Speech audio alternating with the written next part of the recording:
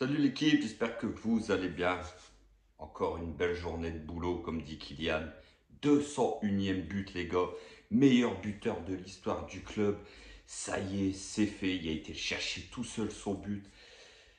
Bonsoir l'équipe. Victoire 4 buts à 2 du PSG au Parc des Princes. Voilà, il y a eu du bon, il y a eu du mauvais. On va débriefer ça.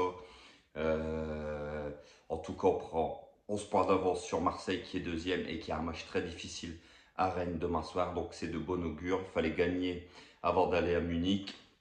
Chose faite, prendre le plat de confiance, même si tout n'a pas été parfait ce soir.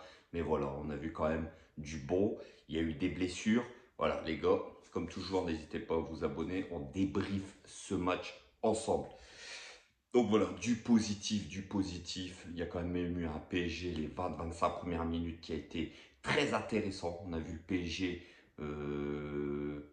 qui a été à Marseille la semaine dernière, qui faisait du contre-pressing à la perte de ballon. Il y a une attitude, franchement, les gars, euh, de chien. Ça allait au contact, ça récupérait vite le ballon. Voilà, deux buts bien mérités avec un grand Messi ce soir, hein. Franchement, Messi, j'espère qu'il sera à ce niveau-là contre le Munich mercredi, mais il a encore fait un grand match ce soir. Tant mieux, je préfère voir ce Messi-là que le Messi il y a quelques semaines. Le Messi de Marseille, le Messi de ce soir, franchement, il est agréable à voir jouer, il fait des différences, il accélère, ça marche moins. Après, on va revenir. Voilà, on sait que Neymar n'est pas là, donc l'équipe est plus équilibrée. L'équipe défend à 8, et ça, c'est une bonne chose. On voit que dans l'équilibre de l'équipe, c'est mieux, le PSG est mieux équilibré. Donc voilà, il y a eu de bonnes choses quand même. Aujourd'hui, franchement, on a vu un PSG qui a vite mené 2-0. Par contre, voilà, on se fait quand récupérer 2-2. C'est gênant. C'est gênant parce qu'on a l'impression d'avoir le match en main. On a l'impression d'avoir un match facile. Et puis d'un coup, bah voilà, tout château de cartes s'écroule. 2-2 avec un Donnarumma. Franchement, les mecs, on va en parler. Mais si on a ce Donnarumma là mercredi à Munich, ça va être compliqué de se qualifier. Il fait très très peur, très fébrile. Franchement, pour moi, les gars, les deux buts, c'est lui. Le premier, il doit jamais le prendre. Il doit fermer son premier poteau. Et le deuxième, un corner qui n'aurait pas de jeu de corner, mais c'est à cause de lui. Il fait encore une prise de balle compliquée qui amène ce corner. Donc les deux buts sont quand même pour lui. Ça ne m'étonne pas, c'est un gardien qui nous a déjà par le passé amené de grosses désillusions. On pense à Madrid l'année dernière. Donc c'est un de mes points faibles, un des points négatifs ce soir, c'est Donnarumma, qui pour moi encore une fois a fait une prestation très décevante ce soir. Marquinhos blessé, alors il pleure en sortant, c'est pas bon signe, franchement. Ça aussi, ça me paraît être une très très mauvaise nouvelle pour le Bayern mercredi. J'ai très très peur, mais bon, ça on aura le temps de revenir. On va avoir plus d'informations et puis on fera l'avant-match pour le Bayern. Mais voilà, c'est très inquiétant quand même. C'est dommage, Mukiele qui sort aussi sur blessure. Donc voilà. Donc ce soir, on a quand même eu un PSG à deux vitesses, les gars. Un PSG séduisant, un PSG avec qui voulait imposer son style, qui était sur la continuité de sa prestation à Marseille. Et puis d'un coup, comme je vous ai dit, comme contre Lille, on mène 2-0 et puis on prend deux buts rapidement. Bon voilà, il y a eu un grand Kylian Mbappé encore en deuxième mi-temps, hein, qui délivre un caviar sur la tête de Danilo Pereira, fidèle guerrier, Danilo Pereira, fidèle soldat. Et puis le 4-2, Kylian qui a été chercher tout seul son 201e but, les gars.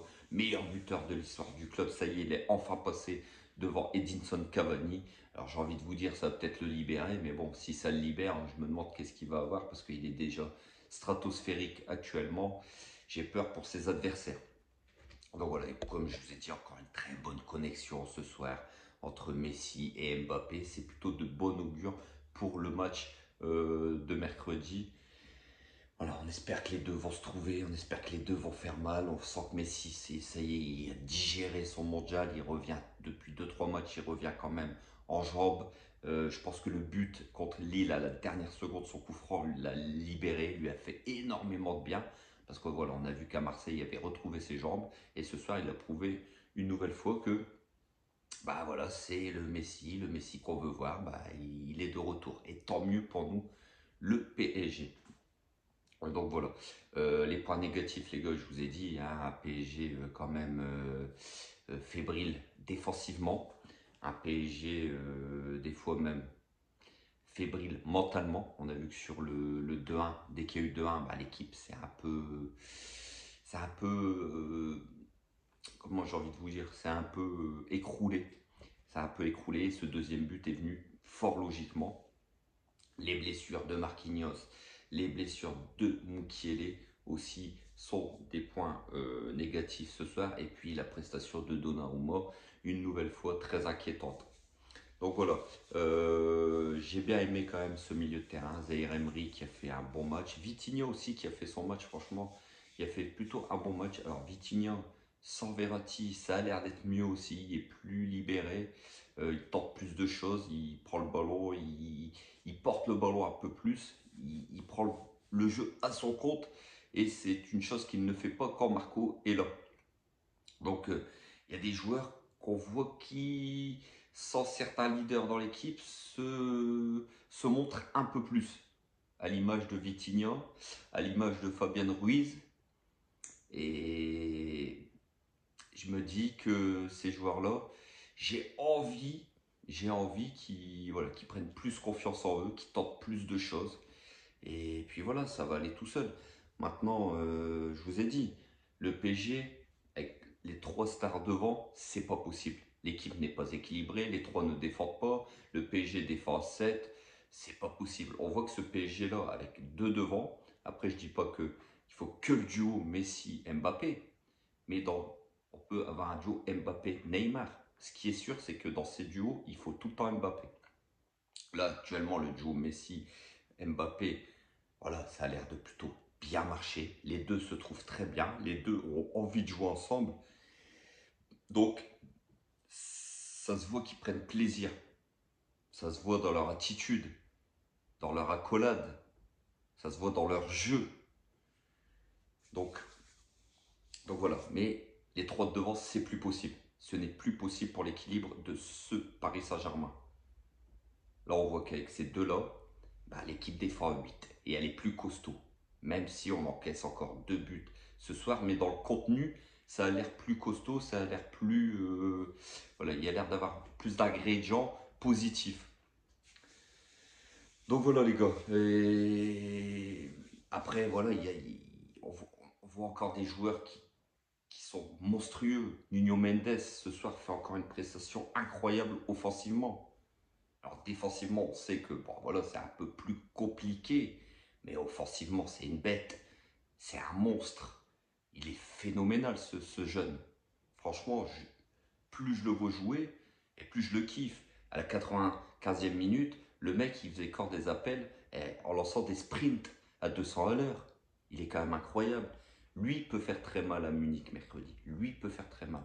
Sa connexion avec Kylian Mbappé sur le côté gauche, elle peut faire très très mal à cette équipe de Munich. Donc voilà, Mukiele que j'ai trouvé bah, voilà, très moyen. Quand on voit le comparatif avec Nuno Mendes à gauche et Mukiele à droite, bon, bah, maintenant on espère tous qu'Hakimi sera opérationnel pour le Bayern.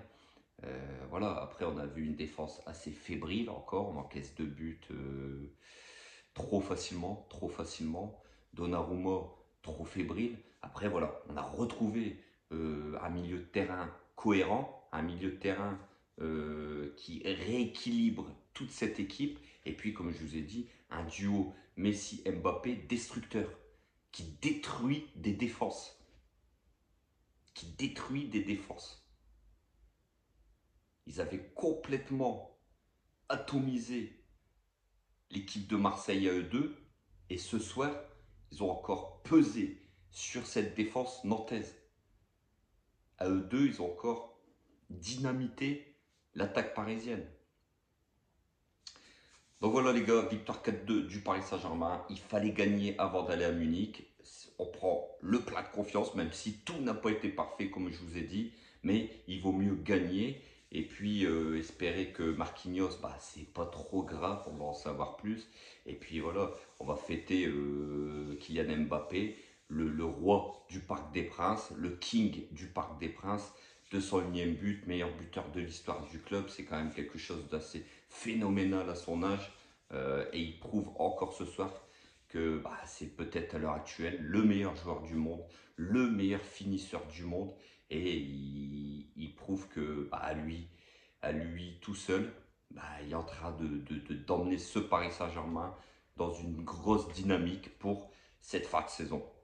Donc voilà les gars, on se retrouve très très vite comme toujours pour une nouvelle sur l'actualité du Paris Saint-Germain. Et sur ce, bah, prenez soin de vous, prenez soin de vos proches et on se retrouve très très vite. Et n'oubliez pas, ici c'est Paris et Paris est magique. Ciao ciao l'équipe.